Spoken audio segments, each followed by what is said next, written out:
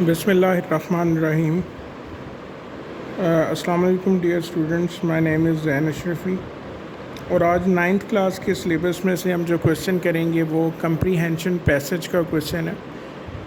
ये comprehension passage का question आप लोगों को बोर्ड एग्ज़ाम्स में 10 मार्क्स का ये क्वेश्चन आता है और इसकी इम्पोर्टेंस इस तरह से बहुत ज़्यादा है कि अगर इस क्वेश्चन की प्रैक्टिस आप लोगों ने अच्छे तरीके से की हुई है तो ये उन क्वेश्चंस में से एक है कि जिसमें आप लोग 10 आउट ऑफ 10 मार्क्स बड़ा इजीली आप लोग इसमें से ले सकते हैं।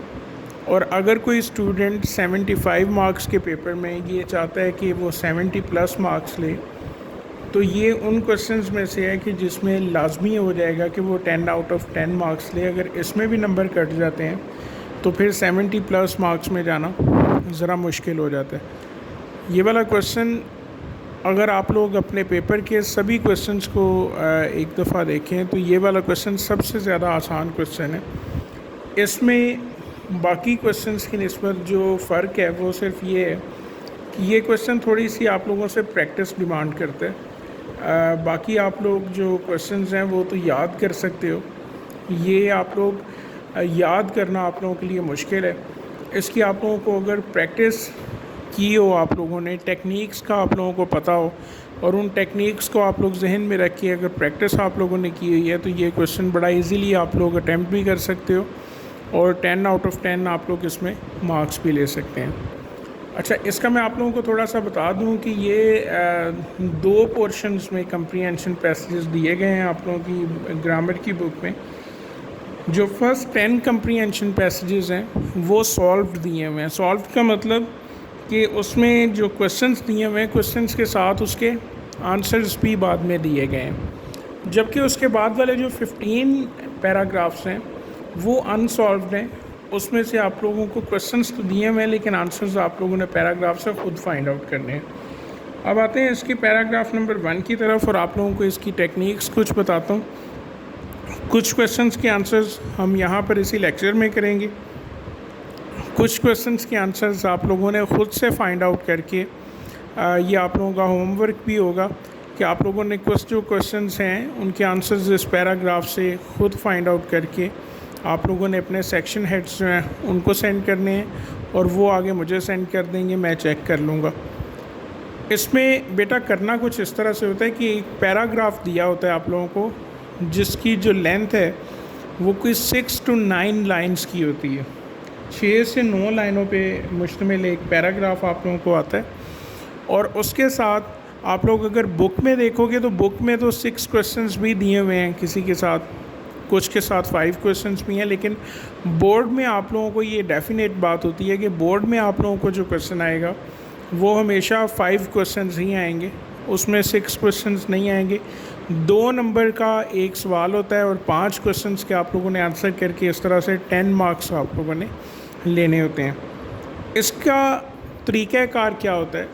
इसका तरीक़ाकार बेटा ये है इस क्वेश्चन को करने का कि जितने भी क्वेश्चंस इसमें नीचे दिए हुए हैं पैराग्राफ के नीचे 5 क्वेश्चंस जो दिए होते हैं उनके आंसर्स जो हैं वो इसी पैराग्राफ में दिए होते हैं। तो सबसे परफेक्ट वे तो ये होता है आप लोग कॉन्टेक्चुअल मीनिंग में उसके आंसर जो हैं वो अपनी वर्डिंग में आप लोग लिख दें। अब कुछ स्टूडेंट्स तो इसको फॉलो कर सकते हैं, कुछ स्टूडेंट्स ऐसे जिनके लिए फ़ॉलो करना ज़रा मुश्किल होता है, ख़ुद से लिखना, कॉन्टेक्चुअल मीनिंग को समझ के उसमें आंसर देना। उन स्टूडेंट्स के लिए बेटा ये टेक्निक है कि आप लोग जब क्वेश्चंस पढ़ते हो तो पैराग्राफ में भी कुछ सेम वर्डिंग दी होती है लाइनों में, जहाँ पर सेम वर्डिंग होगी आप लोगों ने थोड़ा सा वो पढ़ के देख लेना है, मोस्ट प्रॉबेबली वहाँ पर ही उसी लाइन में ही इसका आंसर होता है। दूसरी चीज़ ये है कि ये जो पैराग्राफ्स हैं इसमें आप लोगों ने ये चीज़ अपने जहन में रखनी है कि इसमें ऐसा नहीं होगा इस सिलेबस के पैराग्राफ्स में कि अगर जो थर्ड क्वेश्चन है, थर्ड क्वेश्चन का आंसर जो है वो पहली लाइन में हो और पहले क्वेश्चन का आंसर थर्ड लाइन में हो। इसमें जो क्वेश्चंस के आंसर्स दिए होंगे आप लोगों को वो एक सीक्वेंस में दिए होंगे, पहले फर्स्ट का आएगा, फिर सेकंड का आएगा, फिर थर्ड का आएगा, फिर फोर्थ का आएगा और फिर फिफ्थ का आएगा। ये क्यों मैं बता रहा हूँ? ये बताने का मकसद बेटा ये है कि आप लोगों ने जब पेपर अटैम्प्ट कर रहे होते हो तो टाइम ड्यूरेशन जो है पेपर का उसको भी आप लोगों ने जहन में रखना होता है।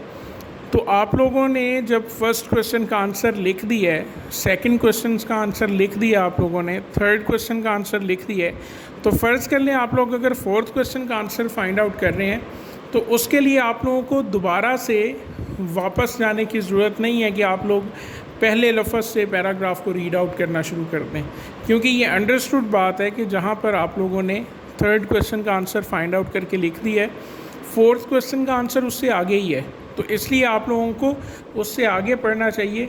टाइम अपना ज़ाया करके आप लोगों को दोबारा से लाइन 1 से शुरू करने की ज़रूरत नहीं है। अब इसमें बेटा टेक्निक कुछ इस तरह से होती है आप लोगों के सामने कि इसमें ऊपर पैराग्राफ दिया हुआ है, नीचे उसके कुछ क्वेश्चंस दिए होते हैं।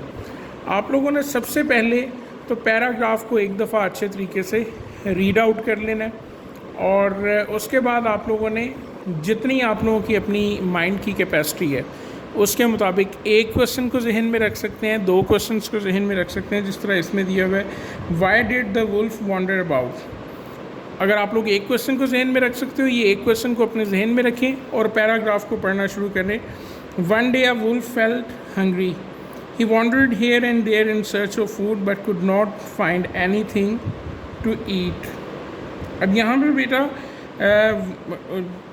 क्यों जो है वो वुल्फ वॉन्डर का वर्ड दिया हुआ है, तो आप लोग जब इसमें देखेंगे तो सेकंड लाइन में सेम वर्ड आ गया, तो इसको आप लोग कॉन्टेक्चुअल मीनिंग में अगर लिखना चाहो तो वो उसमें नीचे आंसर भी दिया हुआ है, the wolf wandered about in search of food. और अगर कोई बच्चा है जो नहीं इस तरह से लिख सकता, अपनी वर्डिंग में कॉन्टेक्चुअल मीनिंग नहीं लिख सकता, तो वो छोड़ने से बेहतर है कि जो उसमें ऊपर वर्डिंग दी हुई है उसी वर्डिंग को वो फॉलो करके लिख दे। उसके बाद बेटा second, did you find anything to eat, क्या उसको खाने के लिए कुछ मिला। अब ये अगर आप लोग पूरी लाइन पढ़ो तो फूड के बाद but could not find anything to eat, आगे उसी का आंसर जो है उसी वाले से डिस्कस किया हुआ है। आप लोग कॉन्टेक्चुअल मीनिंग में देखोगे तो no he did not find anything to eat, ये इसका सेकंड क्वेश्चन का आंसर हो गया। उसके बाद थर्ड क्वेश्चन है why was the wolf helpless. अच्छा जी, अब जब ये आप लोगों ने थर्ड क्वेश्चन को अपने जहन में रखना है तो इससे आगे आप लोग पढ़ना शुरू कर दें। Eight last he saw a flock of sheep grazing in the pasture, he wanted to eat one but they were guarded by the hound. अब वो क्यों मजबूर था, ये यहाँ पर आप लोगों को आंसर मिल गया है। The shepherd son was also tending the flock vigilantly. अब 2 चीज़ें कि एक तो उनको गार्ड किया जा रहा था हाउंड्स के ज़रिए, और दूसरा जो शेफर्ड का बेटा था वो भी बहुत चुस्ती के साथ उस जो रेवड़ है उसकी देखभाल कर रहा था। तो ये 2 चीज़ें हैं, 2 रीज़न्स हैं। इसका आंसर नीचे लिखा हुआ है, the wolf was helpless as the flock was guarded by the hound and the vigilant shepherd's son. ये बेटा 3 क्वेश्चंस का आप लोगों को इस तरह से मैंने बताया, आप लोगों ने इस तरह से ही आगे क्वेश्चन रीड आउट करना है और पैराग्राफ को आगे रीड आउट करते जाना है, तो आप लोगों को क्वेश्चंस मिल जाएंगे।